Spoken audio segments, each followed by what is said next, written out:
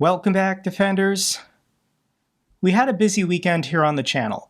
On Friday, we launched our latest channel fundraiser. It's going amazing. Thank you to everyone who's donated. And then on Sunday, we did the monthly question and answer video. Check that out if you want to learn more about the disastrous state of US politics right now. So we're going to get to the headlines, and I'm not going to lie.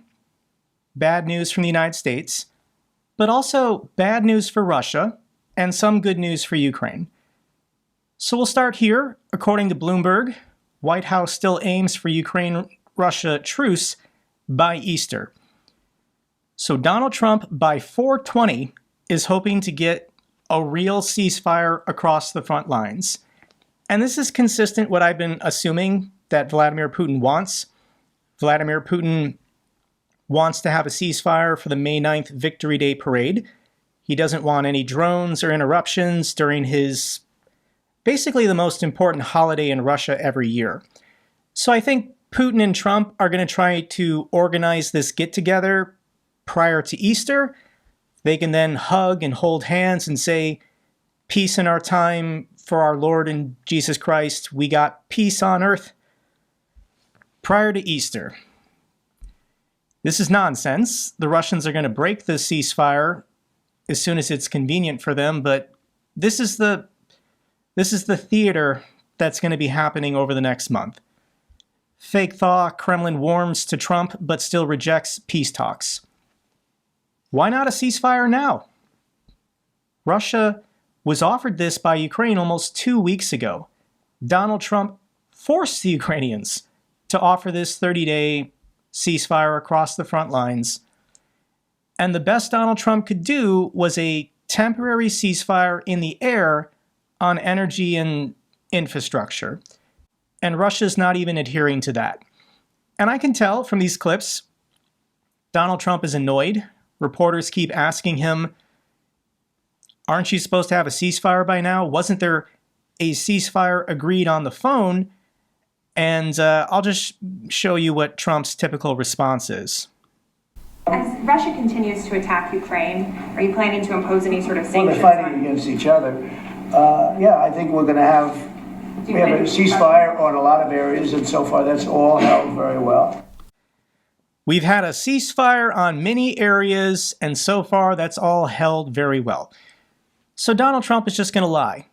Anytime the media or anyone tries to ask him a question about the reality on the ground, he's just going to lie. Trump says efforts to end Ukraine war somewhat under control, just hours before deadly Russian drone strike on Kyiv. As far as I can tell, the Russians aren't doing anything different. They're still targeting energy infrastructure, they're still targeting civilian infrastructure, and they're still committing war crimes, targeting civilians. The youngest was only 11 months.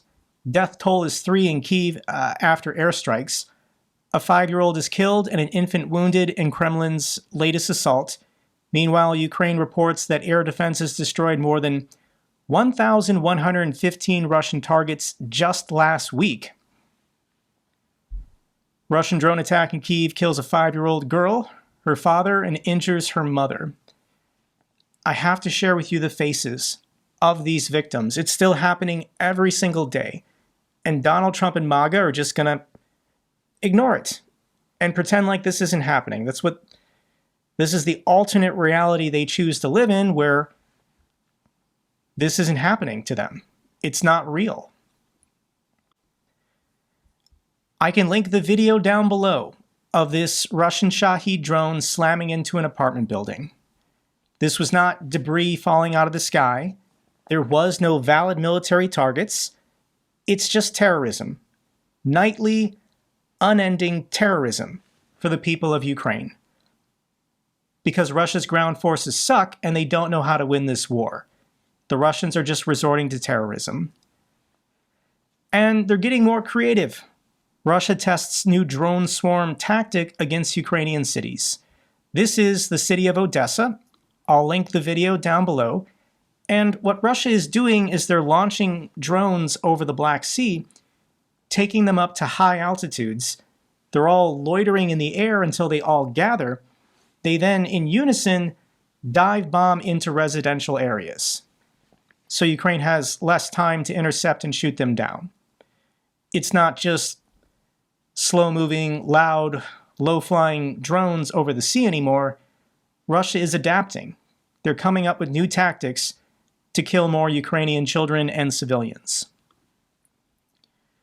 Okay, here's the bad news I warned you, but we've learned a lot more about Trump's special envoy to Russia, Steve Witkoff. This is the negotiating team, Rubio, Waltz, and Witkoff. But we now know who the real puppeteer is. Rubio and Waltz are just there to give legitimacy to the process, but they have no say, they have no real authority to do anything. Steve Witkoff is the guy actually in charge of talking to the Russians and negotiating everything. And we now know this guy is a total idiot. Calling him an idiot actually might be kind. I do think he is deliberately collaborating with the Russians. They are Russian-speaking, and there have been referendums. Witkoff parrots Russian propaganda, legitimizing Putin's claims in Ukraine. Witkoff gave a podcast interview to Tucker Carlson. He's also appeared on Fox News a couple times. And this guy just repeats Kremlin talking points. So members of Ukraine's parliament are speaking out in response to this guy being the negotiator on Ukraine's half, speaking to the Russians. And this is a genuine question. Is he Trump's envoy or Putin's? Ukraine lawmaker calls for Witkoff's dismissal after Russian remarks.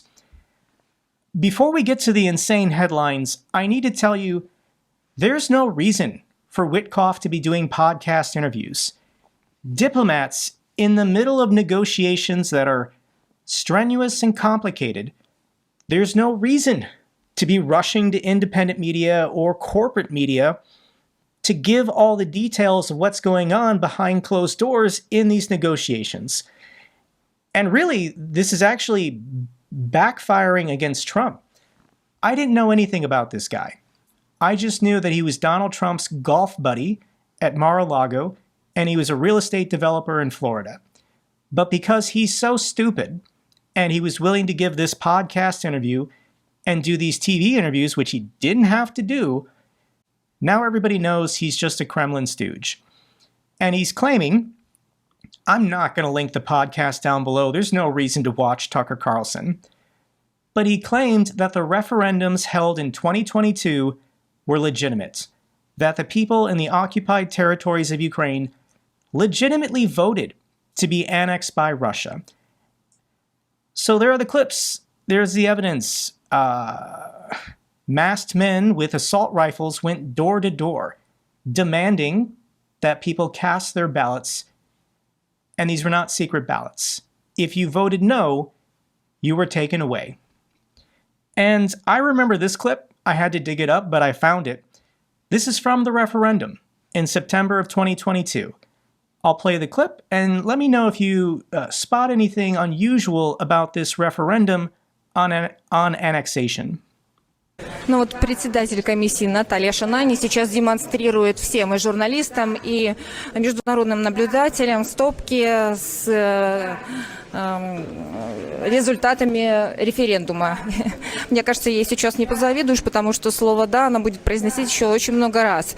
Если мы посмотрим стопки, где ответ «да», они гораздо больше, но есть также, кто проголосовал против. Вот на столе, сейчас покажу, попросите, попрошу оператора показать, есть два, пока только два, но они есть.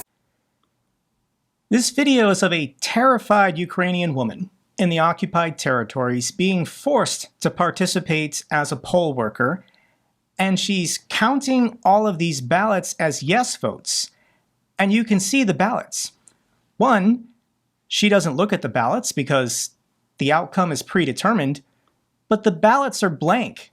She is calling off ballots as yes votes without looking at them, and the ballots are blank because Ukrainians were not willing to legitimize what Russia tried to do.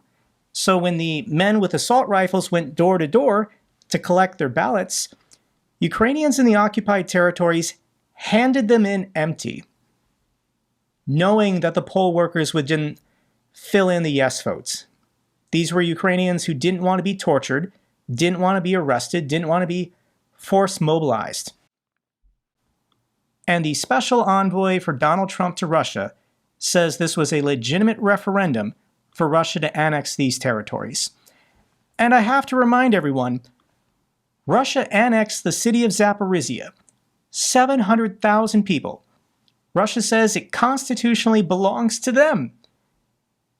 How do you annex a city of 700,000 people through a referendum in which you didn't control the city and nobody participated in the referendum? So this is insane on numerous levels.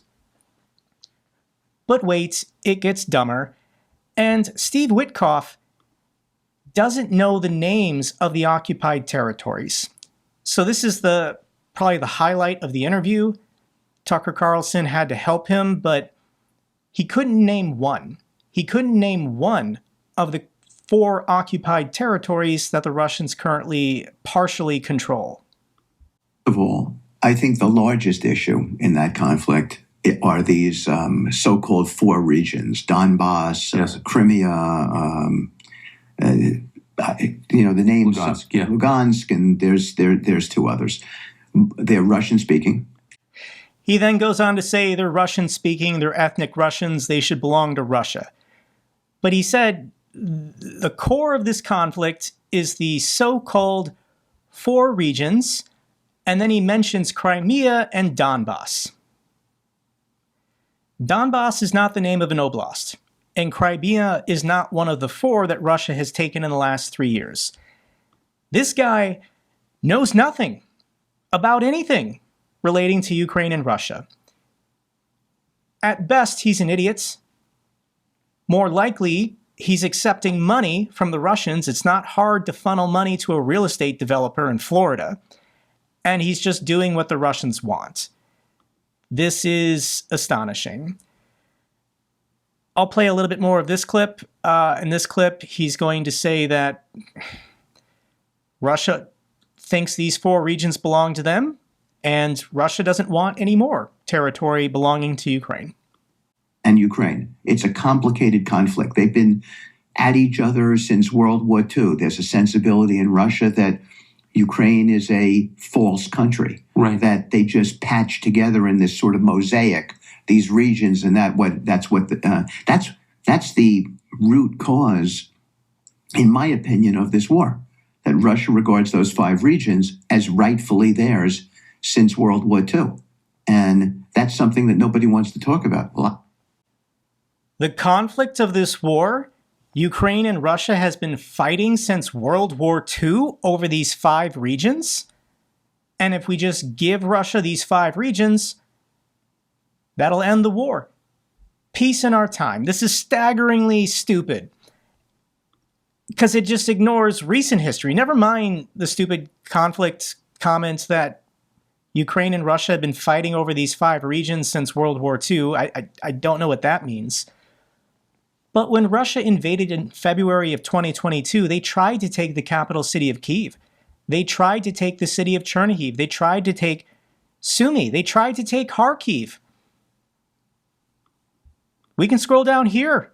They tried to take Mykolaiv. They tried to get to Odessa. They failed. To say that Russia only cares about and only wants these 5 regions because these are Russian-speaking regions of ethnic Russians who want to be part of Russia, this is delusional. It's pure 100% lies, Kremlin propaganda coming from the Trump administration. Steve Witkoff is a representative of Donald Trump. He speaks for the president when he goes on interviews and podcasts. What you're hearing is what Donald Trump actually believes now. This is U.S. foreign policy. And once again, it ignores all history. This is the Russian census from the 1890s, showing what Russia thought in 1890 was the Ukrainian-speaking territories and the Russian-speaking territories. And this orange is the Ukrainian-speaking territories. according to the Russian Empire's own census. So how is it possible that these regions that speak Ukrainian kept shrinking over the last 120 years? And it's through genocide. It's through banning Ukrainian books, banning the Ukrainian language, torturing and killing ethnic Ukrainians, genocide, famine. This has always been the agenda of Russia. Squeeze and kill as many Ukrainians as possible and steal their land. And Steve Witkoff is legitimizing all of this right now. So there's a lot of headlines from this stupid podcast. Steve Witkoff said Putin is not a bad person. In a shockingly pro-Russian interview with Tucker Carlson, the special envoy spoke in glowing terms about how great of a guy Putin is. Abducted children, killing and exiling all of his opponents, mass repressions at home, no freedom or civil liberties in Russia. It's all nonsense. Putin's a great guy. We should get along with Putin. Putin should be our friend. Putin does not want to take all of Europe, according to Witkoff. This one's contradictory to what Solovyev says on Kremlin State TV every single night. This is contradictory to what the Russians have said in the past and what Vladimir Putin himself has said publicly. More headlines. Trump's Witkoff dismisses Starmer's Ukraine ceasefire support plan. So there are European allies proposing European peacekeepers to maintain a ceasefire. And of course, the Russians don't want that. So Witkoff says we don't want that. Witkoff has talked to Putin. Putin has convinced him. The UK, France, whoever, are not going to be allowed to send peacekeepers if there's a ceasefire. No, Tucker, Khrushchev isn't Ukrainian and you really need to take a history class. They said lots of stupid and inaccurate things. One thing was they said that Khrushchev was Ukrainian, and that's why Soviet Premier Nikita Khrushchev transferred Crimea from Russia to Ukraine in like 1956 or whatever. But no, Nikita Khrushchev was born in Kursk and he was Russian. I mean, they'll just make stuff up if they think it fits their narrative. Trump's special envoy Witkoff believes elections in Ukraine are necessary, despite 70% of Ukrainians saying they want Zelensky to remain president until the war ends with security guarantees, not just a ceasefire. But of course, Putin wants to get rid of Zelensky because he can't corrupt or buy him, and Trump wants to get rid of Zelensky because he can't corrupt or buy him. Ukraine found a way around the grain deal. Now the United States and Russia want to revive it. Remember that grain deal that Russia refused to renew? Russia's the one who let it expire. They want to bring it back. They want to have Russians stationed at the Bosphorus Straits in Turkey to inspect all ships going in and out of Ukraine, just to cause trouble. They want to bring this back, and the United States supports it. This is insane. There was also a weird moment in the podcast in which Witkoff shared that Putin gave him a portrait. Witkoff went to Moscow last week and spoke to Putin for several hours. And Putin gave him a portrait of President Trump made by a famous Russian artist as a gift from one dictator to another to show their true friendship and enduring peace between our two great nations. Putin also shared with Witkoff that he prayed for Trump after Trump was shot before the election. You and I know what's going on here, guys. Donald Trump is happy to give real-world concessions, to just give away people and land and resources in exchange for nothing. In exchange for a nice story about how Putin prayed for Trump and a portrait painted by a famous Russian artist. So let's check in with Solovyev. What is Solovyev saying about these new developments? And even he can't believe how well things are going for Russia at the moment. Trump's personal speech and his assessment, as well as Witkoff's statement, just recently, it was impossible to imagine anything like this. It was truly impossible.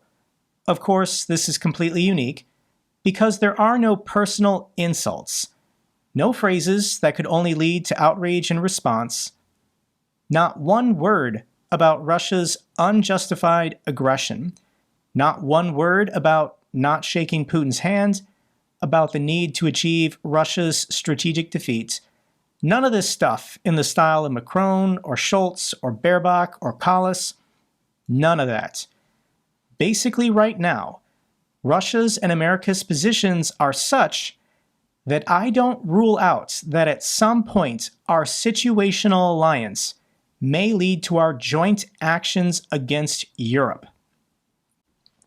This is Soloveyov predicting that Russia and the United States, maybe a year from now, will be economically and militarily working together to destroy the economies of Europe, to redraw the maps of Europe. Maybe Viktor Orban should have some more territory.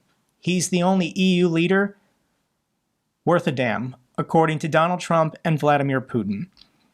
Soloveyov is then going to play another clip of Witkoff speaking, and I'm going to read this as well. Just listen to the wording that is used by the person who is closest to Trump, whom Trump entrusted with handling a highly confidential stage of preparations for negotiations at the highest level. This is Steve Witkoff. Witkoff is now speaking. And again, I stressed that it was the president's former relationship with President Putin, the president stressing that they needed to engage in mutual trust to bring this war to an end. President Putin, and I would commend him for this, said that he agreed with the president's posture. He agreed with it all. He didn't want more people dying in the field. It was these two great leaders coming together for the betterment of mankind. And it was honestly a privilege and an honor for me to sit there and listen to that conversation.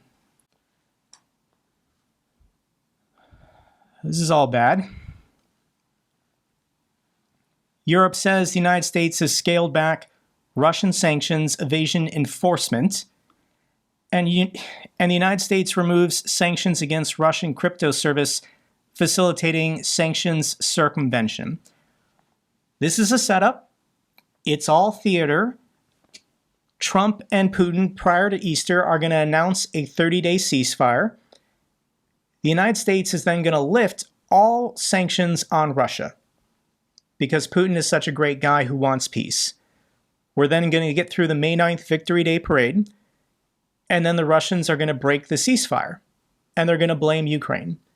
And Donald Trump is going to agree with the Russians that Ukraine is the one who broke the ceasefire.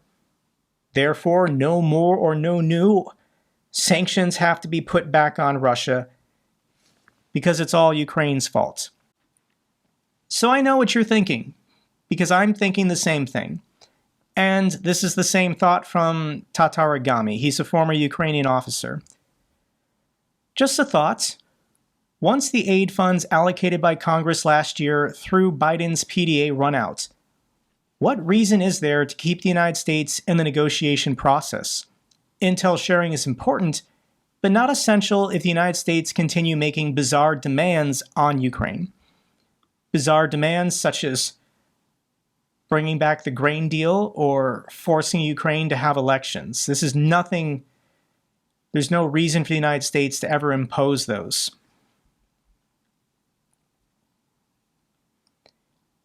I think Zelensky knows the truth. I think President Zelensky understands exactly what's going on. So the goal right now is to be civil enough to keep getting as much as you can for as long as you can until you know this is the end. The United States military will end all cooperation with both Ukraine and NATO and Europe. The Trump administration is gone. They've made their final decision. Trump has allied himself with Putin and the Russians. Steve Witkoff is the final nail in the coffin for anyone who had any doubt. So the good news for Ukraine is that the Russian military still sucks. They can't effectively advance on the battlefield, and all their stuff behind the front lines keeps getting blown up. Satellite images reveal extensive damage at the Engels 2 airbase. This was a drone strike that occurred from Ukraine on March 20th. And here are the satellite images. This is the before, and this is the after. It was a pretty big explosion. Here's the before, and notice this building right here. The after. Completely gone. Russian oil depot fire rages for 5th day after a drone strike. This is a Russian oil refinery that's been on fire for 5 days now. This is what the blaze looks like on day 5. It could keep going. We could make it to day 7 easily. This is the satellite images. This is the before, and this is the after. So once again, you can see with these containers, there's the popcorn effect. Ukraine successfully struck one. It burned and blew up. It then slowly cooks the other canisters, and eventually another one pops. So we don't know what it looks like under the smoke, but this is a huge blow to the Russian oil industry. The gas terminal in Suja is still on fire. This is the Russians leaking some drone video, but yeah, I imagine Viktor Orban in Hungary is pretty upset, but I don't think this gas pipeline is going to be turned back on anytime soon. Ukraine successfully destroyed 4 helicopters with a single Gimler's round. This was the tungsten variant that disperses shrapnel. And the Russians, for whatever reason, parked 4 helicopters in a field. This is 2 Ka-52s and 2 Mi-8s. Ukraine spotted it with a surveillance drone, called in a HIMARS strike, and they destroyed all 4 helicopters. I'll link the video down below if you want to see it. Russian Su-25 crashes during a training flight in the Far East. The pilot did successfully eject, but Russia crashed one of their own planes again. Ukrainian jammers confuse Russia's glide bombs, ending the golden era of precision strikes. Russia's glide bombs have not been as successful the last couple weeks. Ukraine successfully developed some new technique or technology with electronic warfare jamming, and there's no precision anymore. Russia is not hitting their intended targets.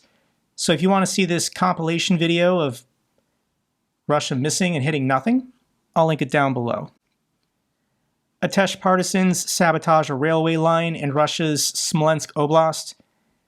There are still lots of people inside Russia participating in the resistance, committing acts of sabotage, and every little bit helps. I do want to mention this story. Italy suspends Starlink purchase negotiations with SpaceX amid Musk controversy. If Elon Musk is going to be hostile towards Europe and their democracies, then nobody in Europe should be doing business with any of Elon Musk's companies. Seriously, F this guy. Now for the good news for Ukraine.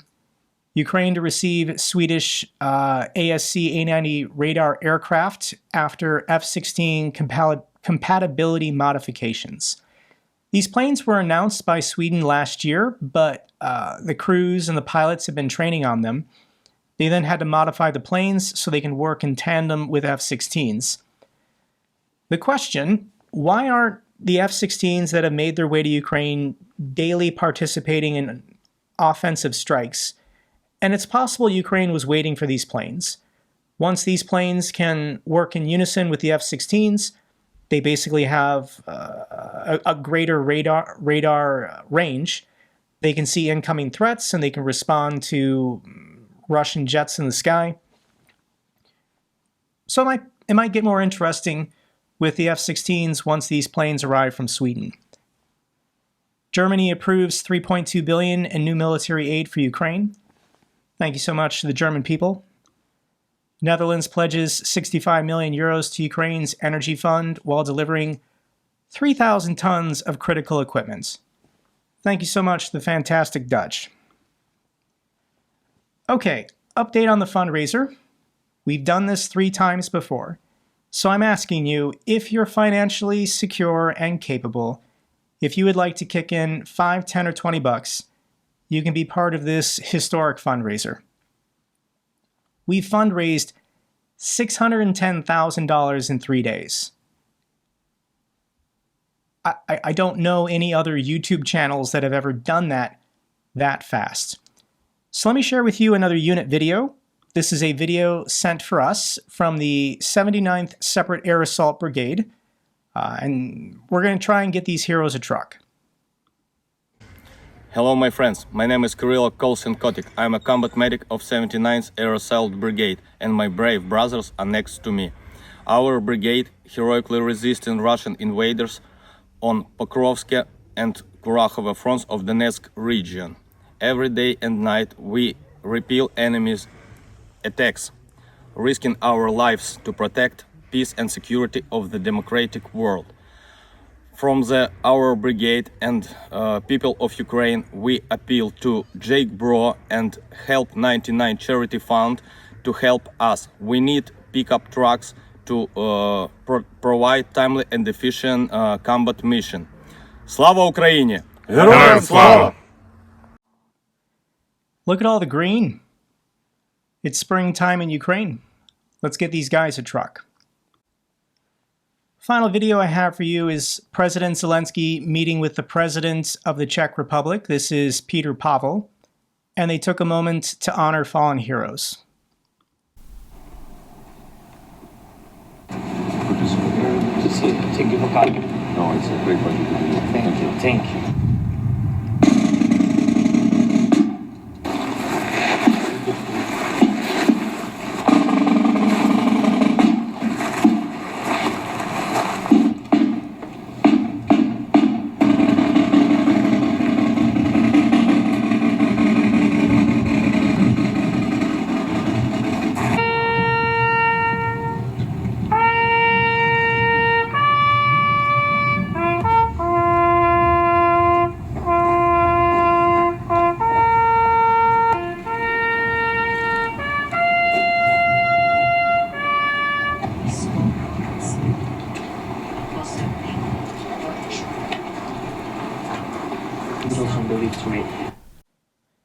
That's all for this update video.